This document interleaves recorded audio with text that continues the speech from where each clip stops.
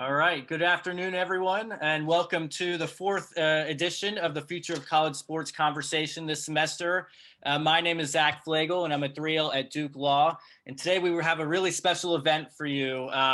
Our guest today is Ramogi Huma, who is the Executive Director of the National College Players Association, and has been one of the leading advocates for college athletes in the last decade or so. So we're really excited to have Ramogi here. But before we jump into the conversation, I'd like to give you a few opening shout outs about the initiative and some of the things that we have going on. First and foremost, the initiative, the Future of College Sports Initiative, is a series of Zoom conversations about NCAA reform, and specifically in this day and age, name, image, and likeness. Given the debate going on in state and federal legislatures, the courts, as well as the NCAA and its institutions. So given the hot topic that we're in today, I know many of you may have been interested in this topic and have seen a lot of different programming done. We wanted to have an entirely student-run series to dedicate towards this topic. And so this series is completely student-run by law students across the country through the Student Sports Law Network, which is a new organization for all law students interested in the sports industry, and then also Duke Sports Entertainment Law Society, given that this initiative was founded at the beginning of 2020 at Duke in Durham, North Carolina. So some of the past events that we've done, we've been committed to having a wide range of speakers from different perspectives.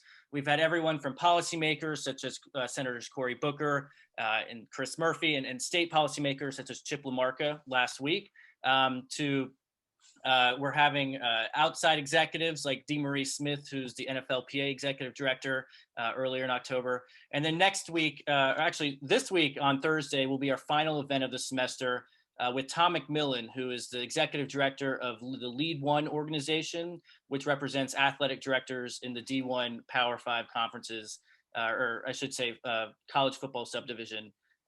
Tom is a former standout basketball player at the University of Maryland, had a large and lengthy NBA career, and then also was a congressman after that for the state of Maryland. So he'll bring a wide range of perspectives to the conversation as well.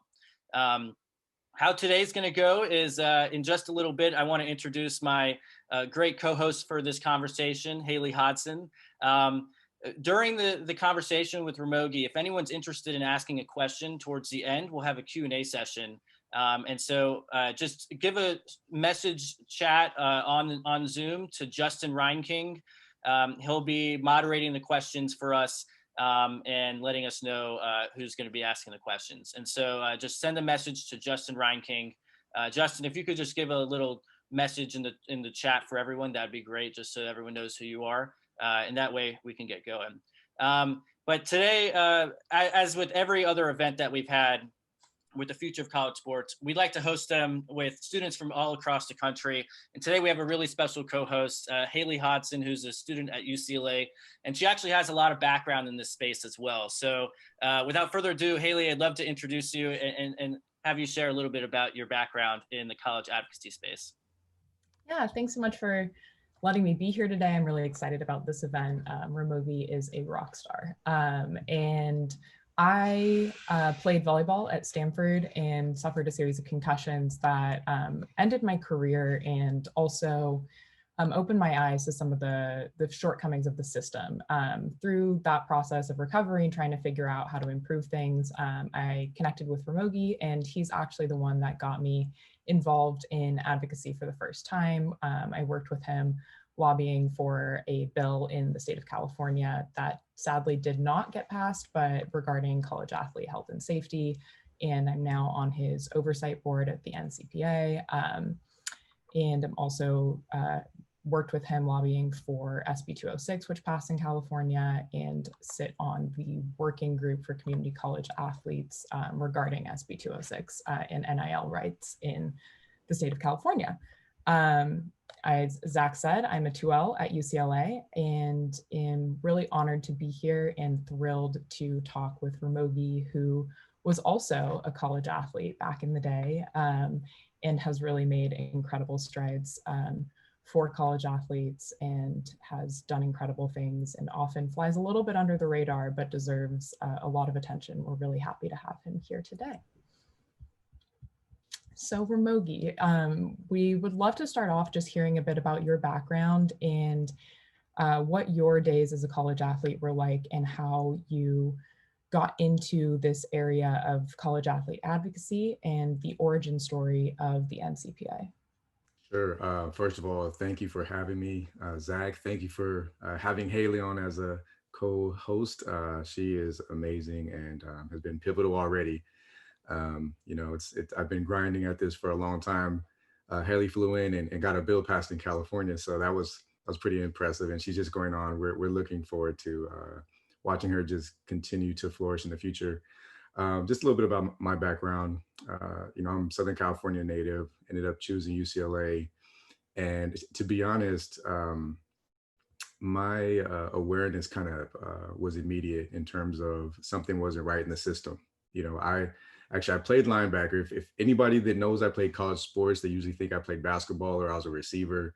Lost a lot of weight since then, but I was always kind of an undersized linebacker. So in high school, as a matter, I was force-feeding myself for years, just trying to, get my weight up. And I got to UCLA and immediately, noticed the difference where at home I'd be eating 5-6 times a day and I would need every single calorie just to maintain my weight. Get to UCLA and you just get a meal card, 3 times, or you have training table, you have a team meal and meal cards, but that was only 3 times a day. So really within about 4 weeks, I'd lost about 10 pounds. Going into the season. I was a true freshman. That year I ended up playing in the Aloha Bowl as a postseason bowl. I was 199 pounds. I'll never forget. I stepped on the scale. I had lost a ton of weight. But during that season, something else happened that made me realize something's truly wrong. It's not just my challenge in gaining weight and maintaining weight. I was backing up an All-American linebacker, Donnie Edwards, who was on a radio show talking about how tough it was to get by on a scholarship. He's grateful and everything, but he didn't have enough food. His scholarship check had run out, and his refrigerator was empty. And someone heard it, an agent heard, and left groceries on his doorstep. Donnie didn't even know, Donnie Edwards. His roommate took the groceries in, and somehow the NCAA found out. Donnie never even ate the food, but somehow the NCAA found out. When they found out, they suspended him. Just the walking in the locker room to find out in that team meeting, I had passed right by the student store where they were selling Donnie's jersey. You talk about name, image, and likeness. Really, the origin story kind of starts with that. I didn't really see it at that time, but he was not able to capitalize on his name, image, and likeness and athletics reputation to the degree it was a violation for him to receive food when he was broke and hungry. And yet UCLA and all the other schools, they can sell athletes jerseys fully capitalizing on the name, image, and likeness. So that was the first wake-up call. Meanwhile, I'm maybe, looking like a receiver already, playing at UCLA, lost so much weight. And then going into summer workouts, enormous pressures put on athletes to go to summer workouts. They pretend they're voluntary, but they're mandatory to this day. You miss summer workouts, you're not playing. Somebody else, unless you are the star, you're really not going to play. So, and we wanted to work out and, we bought into the system, but we were told by our compliance officer that should we be injured during any of those workouts, and the NCAA would not permit UCLA from paying for any of our medical expenses. So on one hand, they're telling us you got to be here. On the other hand, they're saying, but if you get hurt, it's on you. And a lot of our players, from low-income backgrounds, they didn't have health insurance. And they asked, what if, $5,000 in a knee surgery, what happens? And they just kind of shrugged their shoulder and said, we're helpless. And we thought UCLA was lying at the time, but it was true. That was an NCAA rule, one of which we were able to help strike down in a settlement in an antitrust lawsuit, White versus NCAA, that we helped support. But that was kind of the origin story. And I wasn't a team leader. I was a backup redshirt linebacker when I first started the NCPA. It was as a student group. And I mainly did it because although all the other team leaders wanted it to happen, they weren't willing to take the steps, and they were a bit nervous. So started a student group, and that's kind of how it started. Really didn't get much traction until several years later, when we realized how difficult it was to organize college athletes, period, and reached out to a bunch of labor unions, anyone we'd ever heard of, any union, and received a response from the United Steelworkers Union. And they kind of put us under their wing as the pet project, and that that was the staying power. So over the last 20 plus years that I've been able to advocate and help in any way I've been able to the organization, it's really in large part because the steelworkers took a chance and said, you know what, this is an important issue and we're here to support. It's funny you mentioned the volandatory practices that you went to, or you kind of had to go to. For those of you who haven't read the book Indentured by Joe Nocera and Ben Strauss, it talks about these types of practices and a whole swath of different areas of the background of the NCAA reform movement, including Ramogi, your story, and the story of NCPA's inception.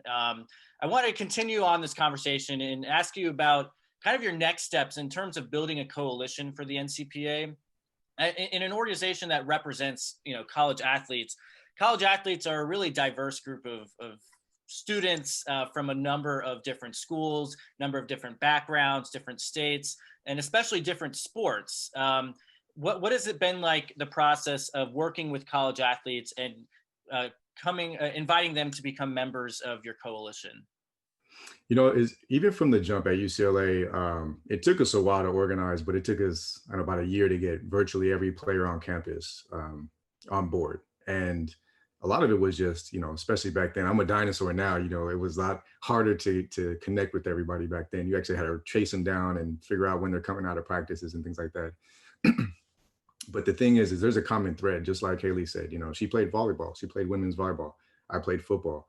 Ton of athletes have joined and in their way either advocated or learned more, help empower others, spoke out. But there's a common thread. The common thread is that the exploitation and injustice is very similar across all sports. Very few issues really speak to just like, the high profile sports, football, basketball. 99% of the issues, it is uniformly unjust. And it harms players in the same way, college athletes in the same way. Hayley talked about her concussions. Who would have thought? Women's volleyball, and that was a learning process for me, really. This ball whizzing around at 60, 70 miles an hour. It's not a one time. She's not the only one, and are there concussion protocols that are being followed in sports where it's not so high profile?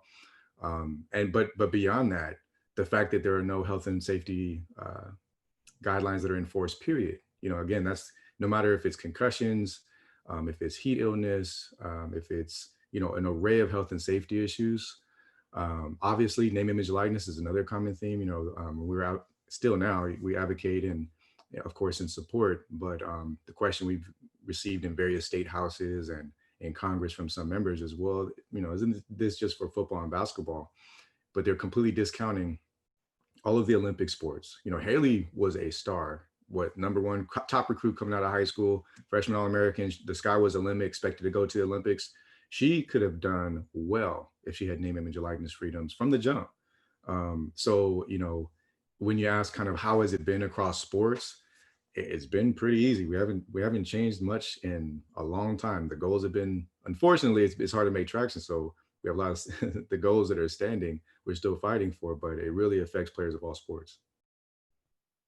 Yeah, no, very interesting, that process, especially with the diversity of members. Looking towards your role today, and the types of efforts that you've had over the last few months, few years, and especially as we've seen this kind of broad education effort to kind of get the word out of the types of injustices that our college athletes face on college campuses.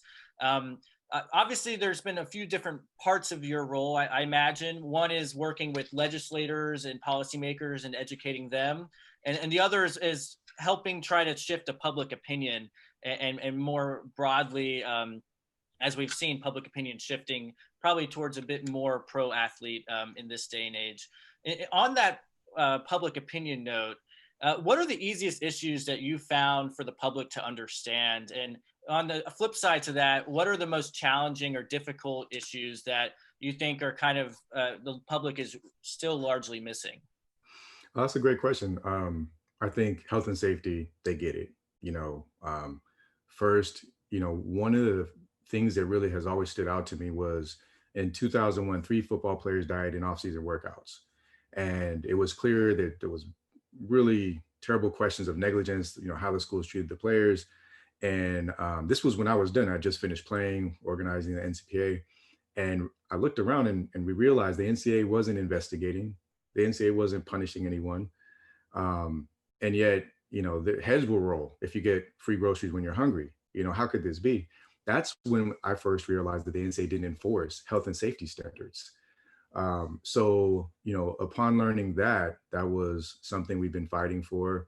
The public gets that because there's a dead body, there's a crying mom, and for it to just continue going on, unfortunately, in 20 years now, we've been able to point to a lot of carnage, a lot of dead bodies, and sexual assaults. When people realize it's not against NCAA rules to sexually assault an athlete, it's not against NCAA rules to kill a player in a negligent workout. Yet, should those victims had received a free sandwich from any of us, they would have been suspended. The NCAA would have dropped everything and suspended them. So those kinds of messages that I think the public gets that very clearly.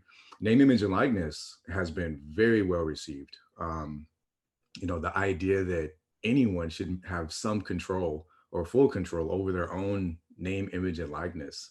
Some of these arbitrary restrictions, again, against the backdrop of, again, players' jerseys being sold over the years, the video games, players being used in every which way, and seeing coaches' salaries continue just to skyrocket, the TV contracts, more and more billions of dollars. So I think those two things have been really low-hanging fruit in terms of messaging, common sense.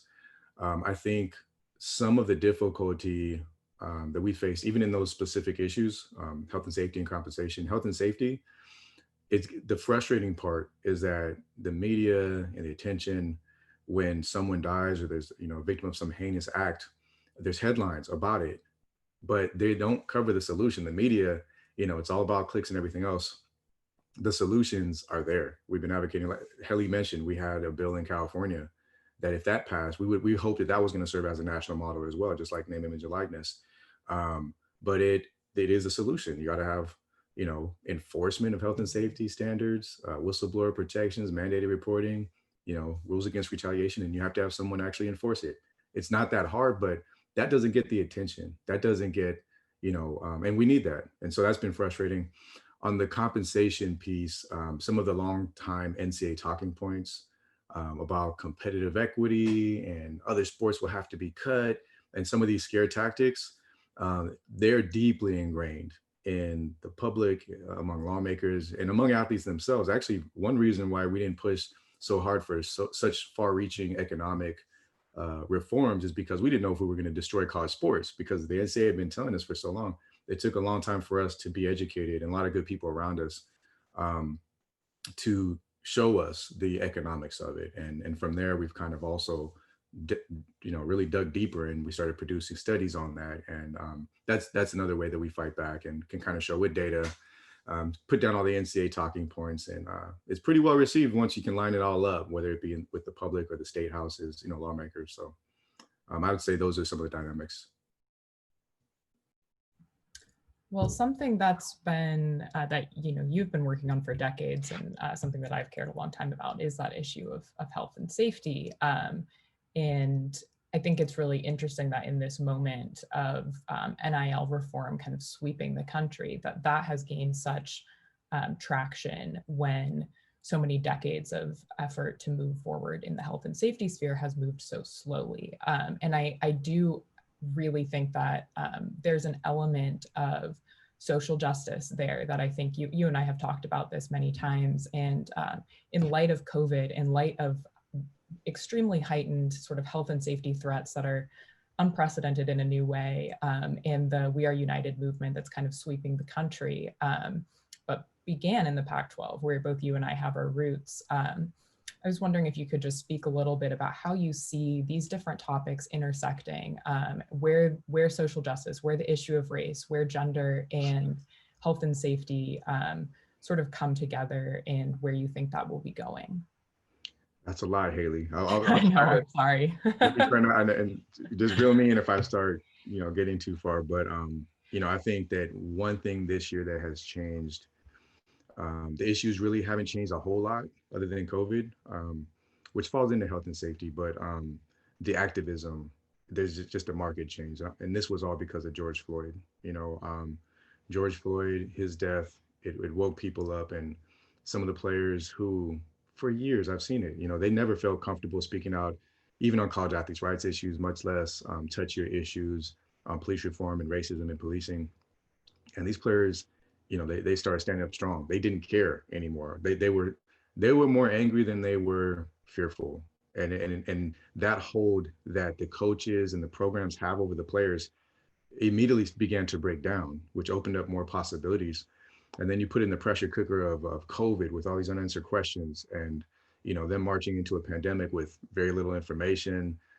Really, as we look back, they were, a lot of the guinea pigs. They were on campuses in June, back in summer workouts at some of these schools, and scored dozens and dozens and dozens of players have had COVID, and everybody's kind of seeing what happens to them, and so they, I think immediately some of these players started putting it all together, like, wait a minute, even in our own situation, this is unjust. And the activism, with that kind of activism, there's so much more opportunities for change.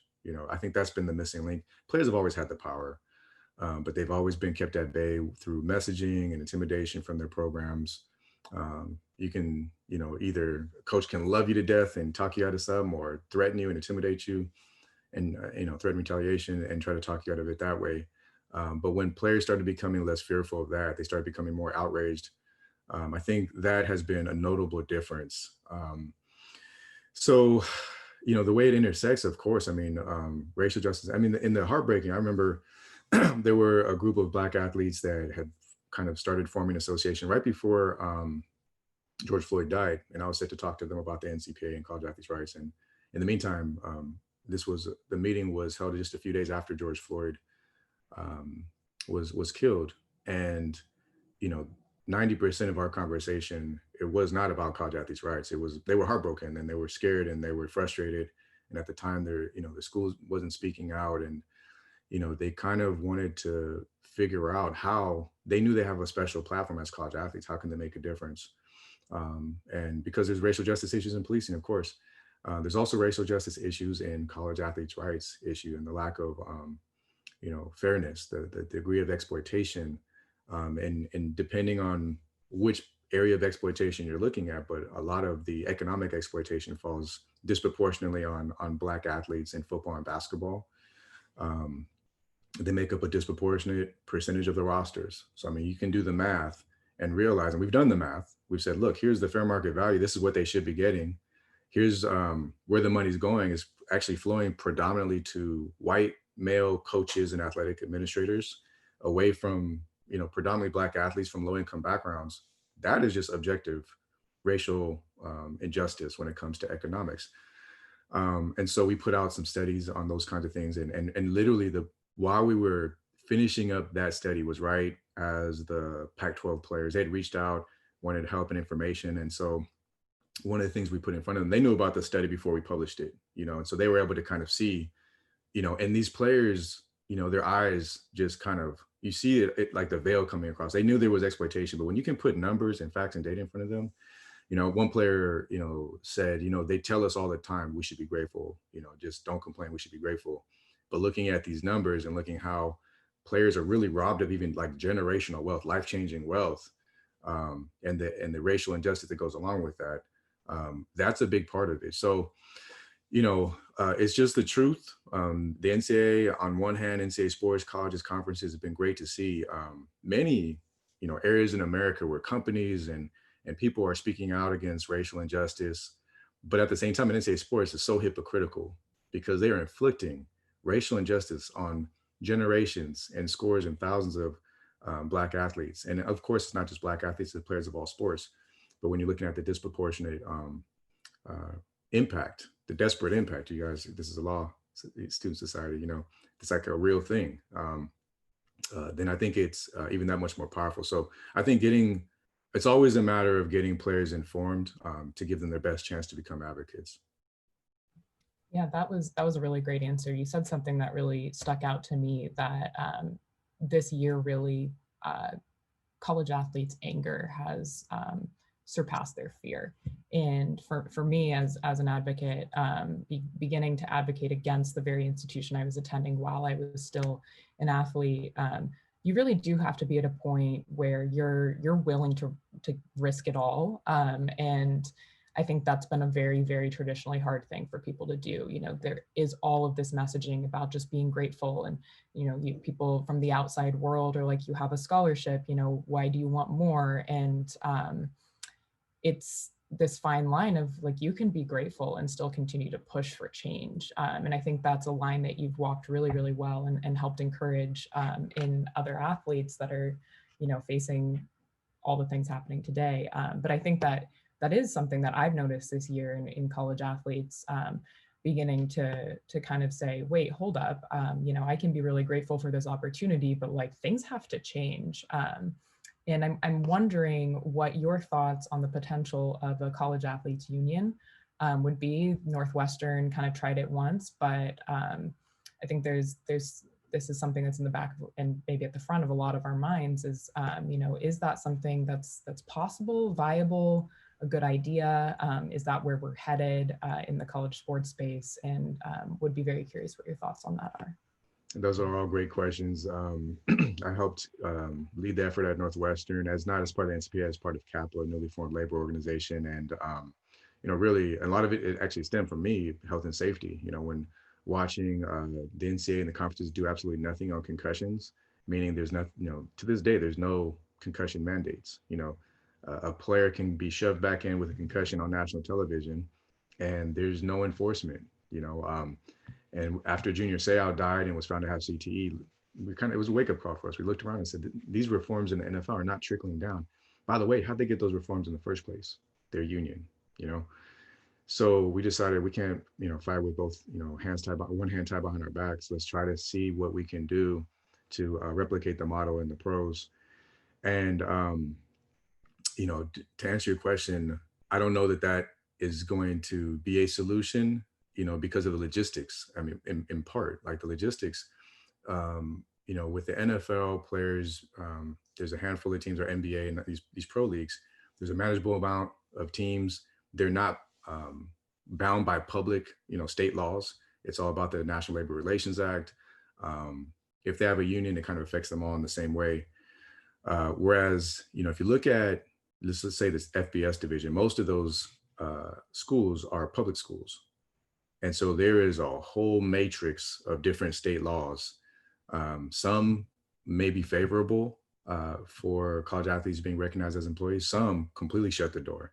Matter of fact, when we won the initial ruling, when the region said that, yes, Northwestern football players are employees, Michigan and Ohio immediately passed laws to prohibit college athletes from being recognized as employees and unionized. So in those two states right now, you can't do it. It's impossible.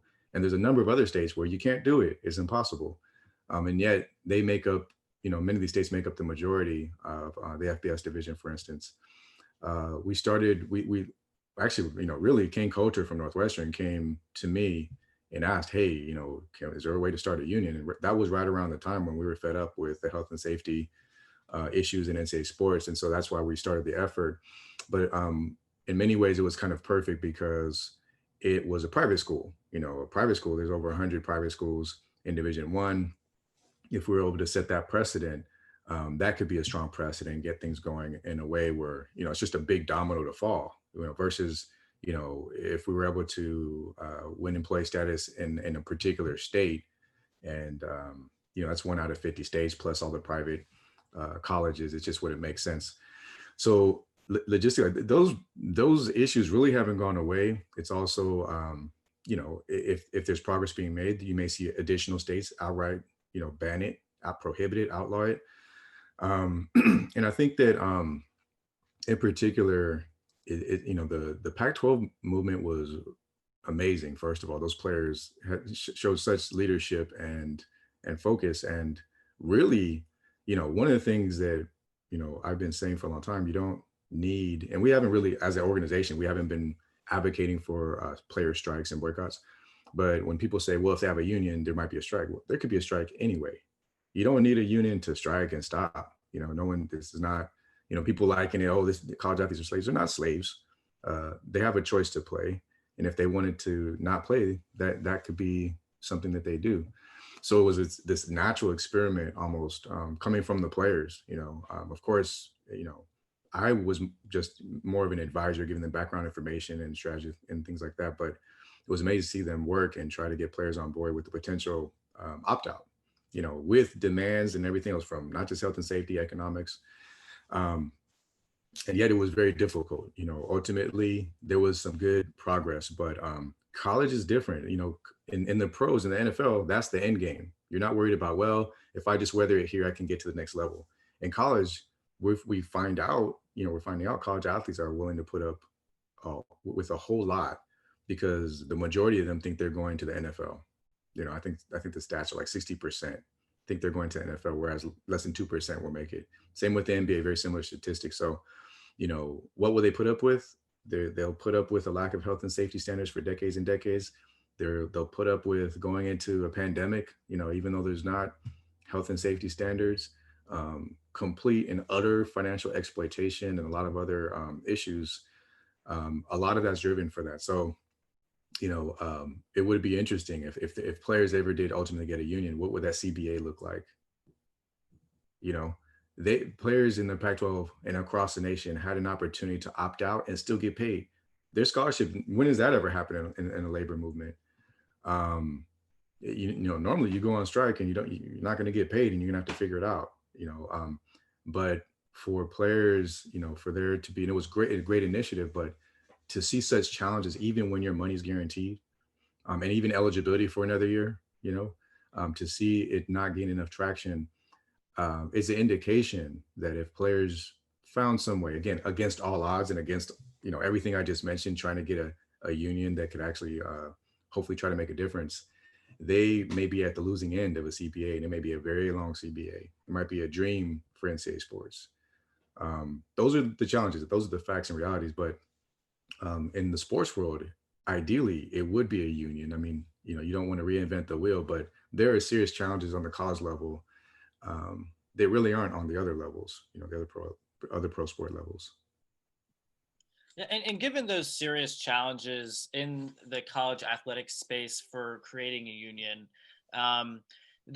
despite those, there are still other aspects that professional unions or professional sports league unions and their players associations, the responsibilities that they have, especially in the licensing context, for example, group licensing. So it's like kind of shifting to kind of the more NIL focused discussion here. How do you see the group licensing growing and evolving now that, in July 2021, we'll see students in Florida, college athletes in Florida, be able to capitalize off their name, image, and likeness, and then soon thereafter across the board in other states and potentially with the NCAA, depending on their regulations. How do you see group licensing developing, and what kind of role do you see the NCPA playing in it? Because I know about over a year ago, the NCPA had a deal with Rep Worldwide, which represents or is represented or an offshoot of the NFLPA organization. So just to explore marketing and licensing opportunities for college athletes. How do you see the NCPA's role evolving moving forward? Well, I think some of it will be fluid. And I think when, a year ago, it was important for me to have reached out to NFLPA. We have a great relationship. I knew they had their own licensing arm. And as the bill in California, SB 206, looked promising, I knew that unless we can clearly demonstrate that college athletes have a viable way to engage in group licensing, the NCAA and the conferences and the colleges would step into the space and just say, leave that to us, which actually right now, that's how it's going. They're the de facto group licensing arms for college athletes, in which they sell all their rights, group licensing rights, and give the players $0. So, by our standards, that's not fair. We knew the NFLPA, could help provide that role through their licensing arms. And it was interesting at the time, we didn't know it at the time, but they were actually just finishing a deal with One Team. So One Team is a collaboration between the NFLPA's licensing, Major League Baseball, and really, with the idea that they realize athletes around the world are underutilizing their group licensing rights. So it was kind of a perfect time when they were kind of set up with the kind of biggest and most robust group licensing kind of entity that was going to go pursue athletes around all sports and help them on group licensing. It was kind of a great time for me to go over there and say, hey, let's make sure it's very clear that college athletes have a viable alternative. And really loosely, our role, number one, is we're always going to want to inform college athletes, and right now there's a lot of lack of information even now. I mean, the laws are not effective, but college athletes are going to need to know what this all means, what's viable, what's not. And it is different. The group licensing on the college level, it's not, since there is no union, doesn't mean it can't happen, but there's not a monopoly. Really the unions have a monopoly on their athletes group licensing. And so they can maximize very efficiently every kind of group licensing opportunity. It'll be more of a challenge on the college level because there's not that. And I think the market's going to dictate what happens will happen. But I think for us, I see our primary role as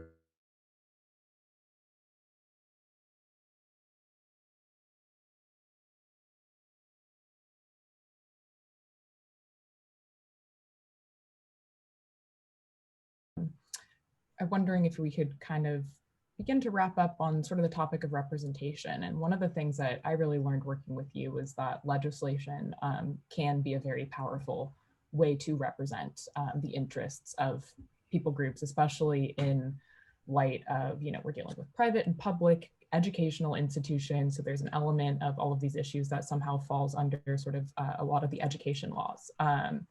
And the various states that this issue arises in. And so I'm with group licensing, with legislation, with the NCPA, and some of the stuff that's happening in the basketball realm with agents, wondering what your thoughts on representation, the future of representation for college athletes might be.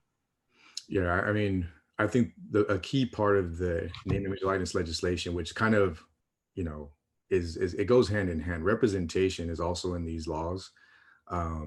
So as we're looking at the states, when they're saying college athletes can get legal and professional representation, that includes agents, of course, group licensing entities.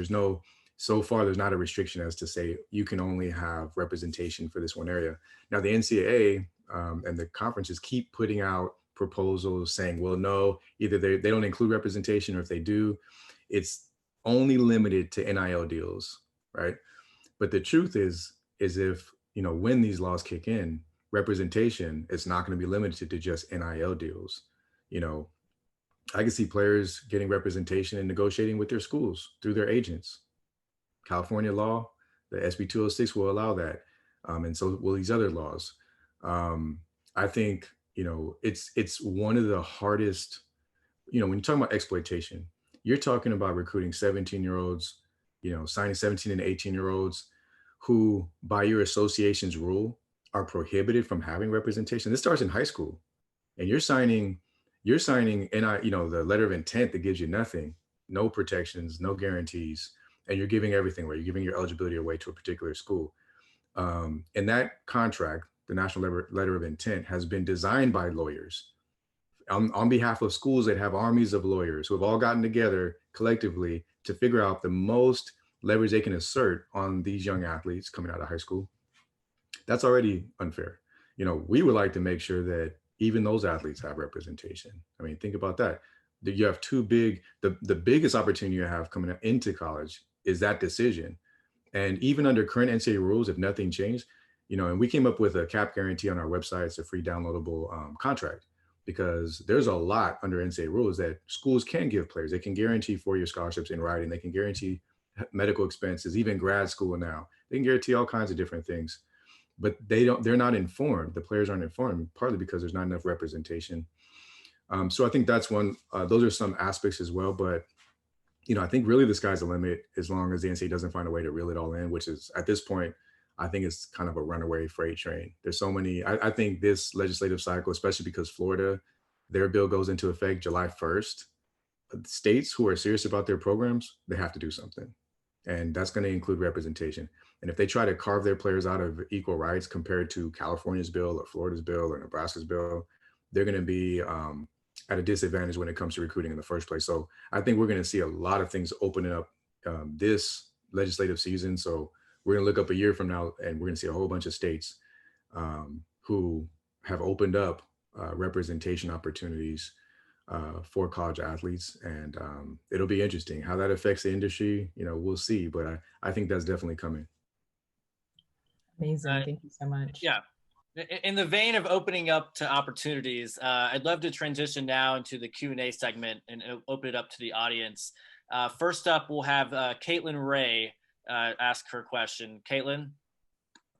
Thanks, Zach. Ramogi, thank you for being here. Hayley, you did a fabulous job. We're really happy to have you as an honorary Duke Law student with us today.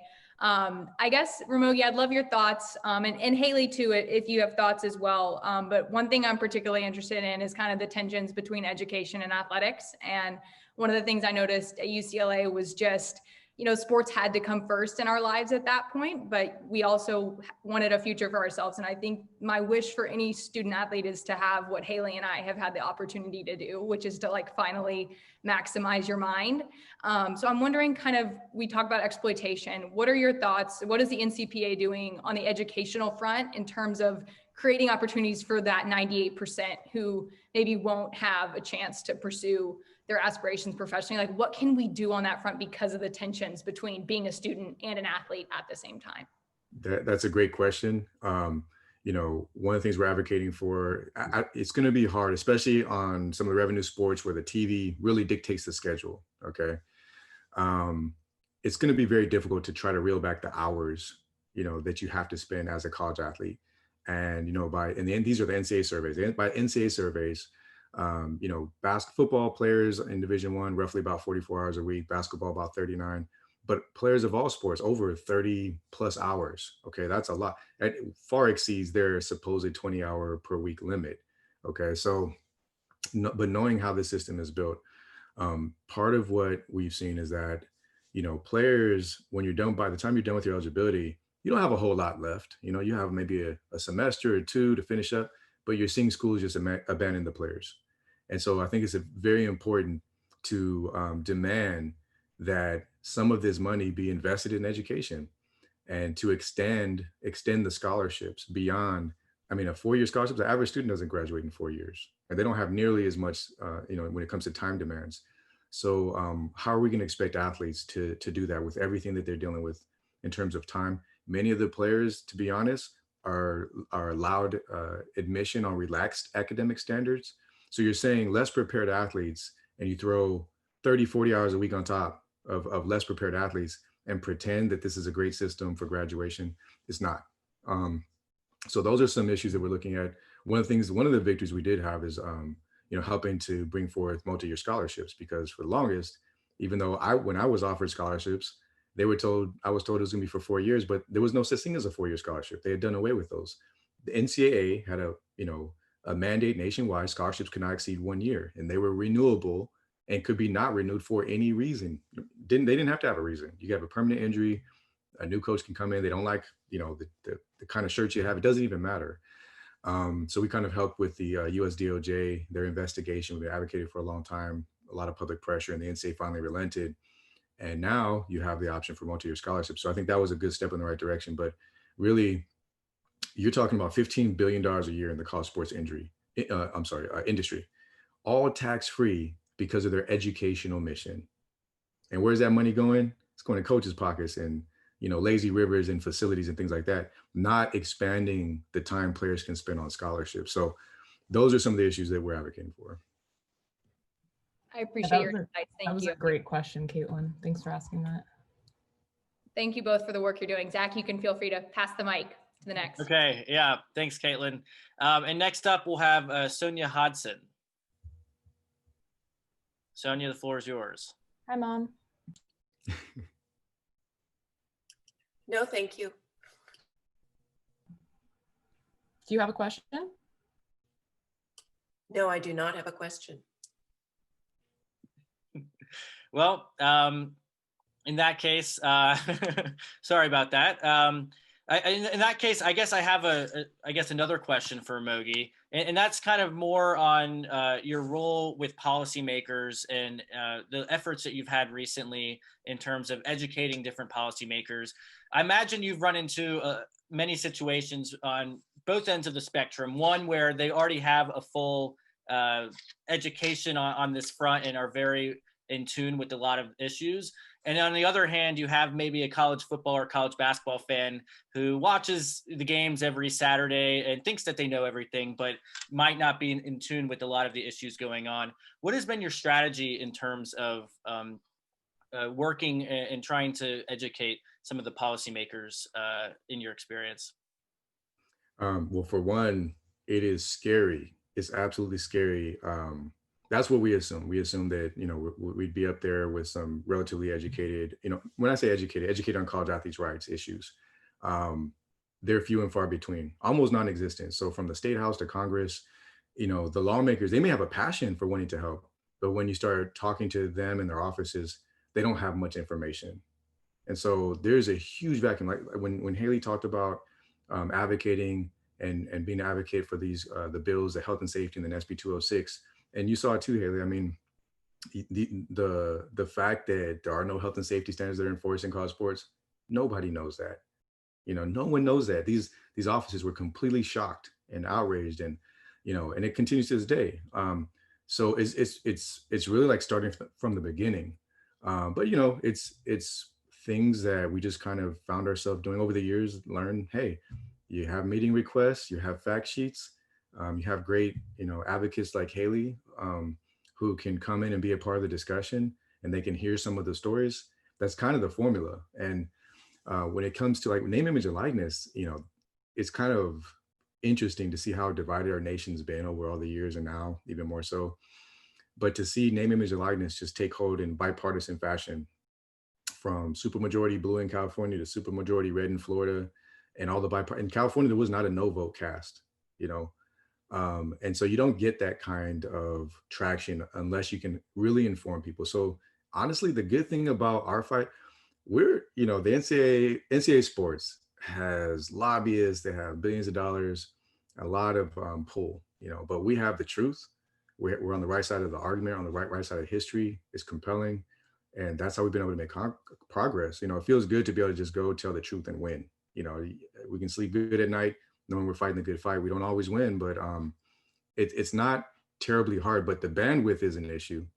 I think finding ways to, really find advocates and allies that can help partner, to get to the lawmakers, to help inform, because it's impossible, to go state by state all the way around. And even in Congress, there's a ton of lawmakers in Congress. So that's been, I would say, the biggest challenge right now. Can I jump in and add to that a little bit? Yeah, so I mean, something that I witnessed testifying in legislation, in the legislature here in California, also along with some other former athletes that are now professional athletes, was the responsiveness to first-person testimony sort of about some of these issues, and sitting, them seeing both a woman recently out of college and an NFL player before them telling similar tales, I think was very eye-opening for a lot of these policymakers that we were talking to. And there are very human elements to this story that just, there are not hard to grasp, it's just people don't know about them. And so something I think, and I think Ramogi, you'd agree with me, would go a long way, is if more and more athletes really used who they are and the notoriety that they do have to lend their voice, even if they're not able to capitalize on their name, image, and likeness yet, to lend their voice to sort of furthering this cause and helping things. I think it would go a really long way if, a Heisman winner, for instance, started going to policymakers and being like, things have to change, because a lot of our policymakers are sports fans. And I mean, I think that's many, many, many, many of them. I mean, even Senator Skinner, who doesn't fit the profile for sort of like, Midwestern football fan, is she loves sports. And I think it's one of the reasons why she became an ally of ours in California. making changes with SB 206. So if there are any, former athletes listening to this, like, go tell your story, because it's really powerful and it will have an impact. And I think that the more of that happens, the easier Ramogi's job is, the easier it is for policymakers to help us. Yeah, and just to end with a plug, Hayley, I thought that was great in terms of asking if there are any future or former college athletes on the call or listening to this later on. As a student-run initiative, we'd like to have anyone who's interested in helping further along this process and educate folks on the future of college sports in general from any angle. So if that applies to you, feel free to reach out to us at futureofcollegesports@gmail.com. And also to your point, Hayley, I think, the whole point of all of us, everyone deep down got into this space because sports is a big central part of our lives, whether for me as a fan of, and as a student at both an SEC school and now at an ACC school like Duke, or as an athlete like yourself and Ramogi. So at the end of the day, our love for sports is what moves us, over all of us, to make it a better place for everyone. So I'd like to end with Ramogi and just give you an opportunity to have final remarks here for the last few minutes. And yeah, floor is yours. Sure. Well, first, again, thanks for having me, and what you're putting together, a series of speakers, getting these issues out there, I think is great. For so long, it was just college athletes are spoiled if they speak out.